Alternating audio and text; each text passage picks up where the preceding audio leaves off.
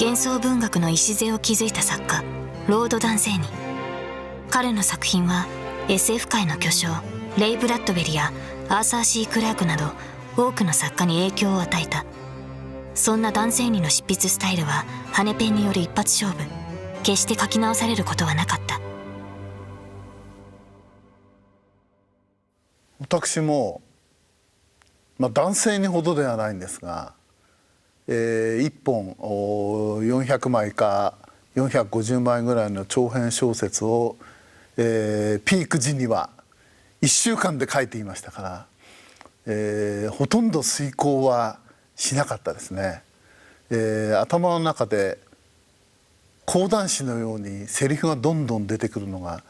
大変に不思議な体験として今でも覚えています。主人公やキャラクターを決めるともう書いてるうちにその主人公たちが勝手に動き出すんですね。神が降りるというか、物語が勝手に進行するっていうか、そういうものが非常に入りやすいタイプの作家であるってことが書き始めて分かりましたんで、だいたい1本1週間、というのをノルマにしていて、なるべく、世の中の人に迷惑をかけようと思ってましたから、年に30本書くぞという目標を、抱いていたこともありました。さすがに30本は書けませんでしたけれども10本は書いた年があるんじゃないかな。相当そういう意味では迷惑をかけることに成功したんじゃないかと思いますけどね。はい、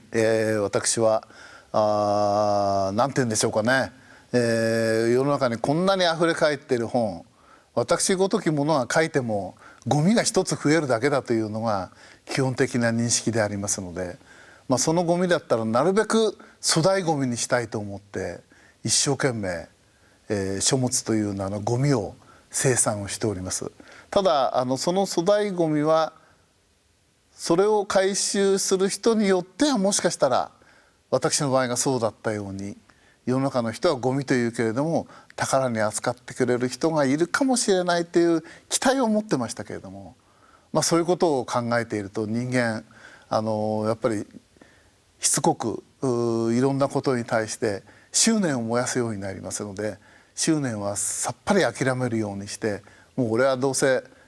ゴミを書いてるんだからもう社会に迷惑をかけているんだという認識の上で、なおかつさあもっと書いてやるぞという、悲しみやマイナスのエネルギーを糧にして書いているっていうのが実情だろうと思います。やっぱり貴族はいいなと思いましたね。痩せても枯れてもどんなに貧乏でもやっぱり貴族という何もしなくても立ち位置が決まってるっていうのはいいなと思いました。それから遂行もしなかった、昔風の画ペンで羽ペンで書いていたっていうのも気に入りました。つまり全近代なんですね。その身分によっても